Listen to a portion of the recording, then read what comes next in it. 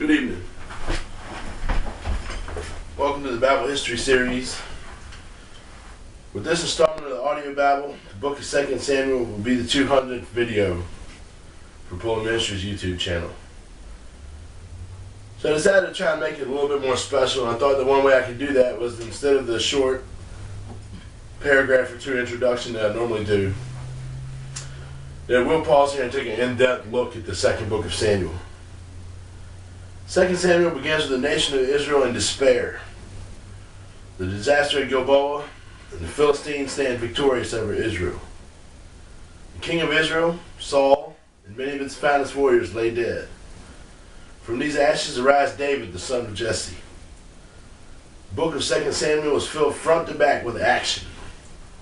From defeat we are led to victory. From despair and distress, from the strife-torn nation, to the pinnacle and success of a united kingdom. We carry from the nation's youth to its advanced years. We follow the young David as he seeks wholeheartedly to follow his God. The story of 2 Samuel should prepare the reader, or in this case the listener, to search his own heart for his relationship with God.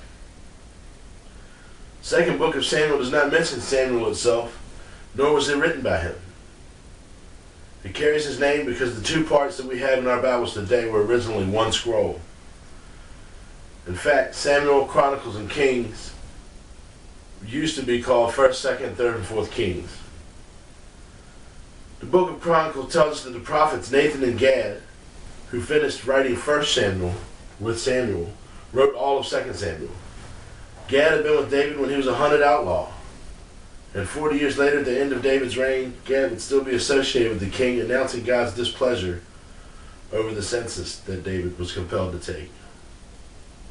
During and after Gad's lifetime, Nathan would prophesy for Israel. He would make known God's covenant with David in the kingdom. It was Nathan who courageously confronted David over his sin with Bathsheba, the wife of Uriah the Hittite.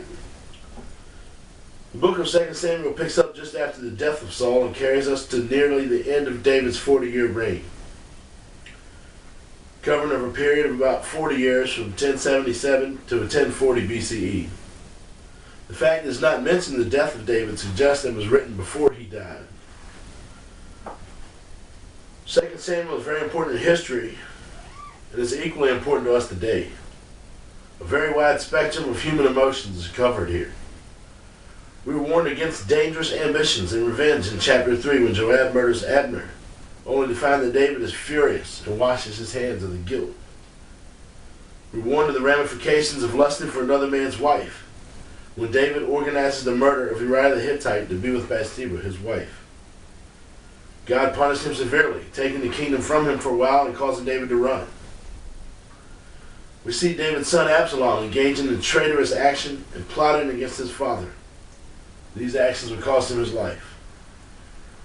The same fate would fall to Amnon, who forced his sister to sleep with him, his half-sister, thus showing us the results of immoral courtship. These and many more stories of immorality and its unhealthy results are told in 2 Samuel. On the flip side of the coin, the best thing about 2 Samuel may be the positive example set before us. In chapter 7, David is a model for us in his exclusive devotion to God, his humility, and the way he exalts himself in the name of God. The way he exalts the name of God. He sets the example with his viewpoint of adversity, the sincerity of his repentance when he slipped up and sinned. And also throughout many trials and tribulations, David kept his balance and relied heavily on God, with deep respect for what God wanted. So much so that he was called a man after God's own heart. There are also biblical principles to be found throughout 2 Samuel. Community responsibility in chapters 3 and 24. We learn in chapter 6 when the ox stumbles while pulling the Ark of the Covenant, and Uzzah reached out to steady it with his hand and died, thus teaching the lesson that good intentions do not alter the requirements of God. We are taught once again in 2 Samuel that blood is regarded as sacred, that atonement is required for guilt, and the respect for God and his chosen leaders must be maintained. All lessons that we learned throughout the first 5 books. Perhaps the most important thing to be gleaned from 2 Samuel may be God's promise to David that his descendants would sit on the throne indefinitely. God has accomplished this by giving his throne to Jesus Christ, who was called a son of David. The oath that God made to David, whose name means beloved, concerning the permanence of his kingdom is cited in the book of Acts in chapter 2. I will be his father and he will be my son. This was a prophecy of Jesus, as Hebrews chapter 1 verse 5 proves beyond a shadow of a doubt.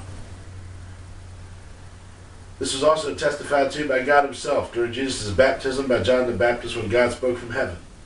This is my beloved son. And again during the transfiguration when God spoke the very same words. That's Matthew 3:17 and 17:5 respectively. And finally, the kingdom covenant of David is referred to by the angel Gabriel himself, speaking to Mary in the Gospel of Luke, when he said, "This one will be great, and he will be called the Son of the Most High God. And God will give him the throne of his father David, and he will rule over the house of Jacob forever, and his kingdom will have no end." So there you have it. The book of 2 Samuel is rich in every way, biblically, historically, morally, theologically, etc. There's much action in its pages, an exciting conquest and the building of a nation. Its story tells us the history of the nation of Israel, and at the same time guides us the moral stories with which we can form the way that we live. We are taught in 2 Samuel to seek first the kingdom, and all else will follow. We must only trust in God, and he will supply our every need. So just a quick thought, it really is amazing how complex the Bible is. The story of 2 Samuel provides us a historical account of what happened, and also it just teaches us many things about the way we can live today. And it has a twofold purpose, in which, again, it tells the history, and it's just riddled with advice on how to live your life today. So I hope you watch this, and I hope you listen to our 200th video. It'll be the second book of Samuel. Thank you.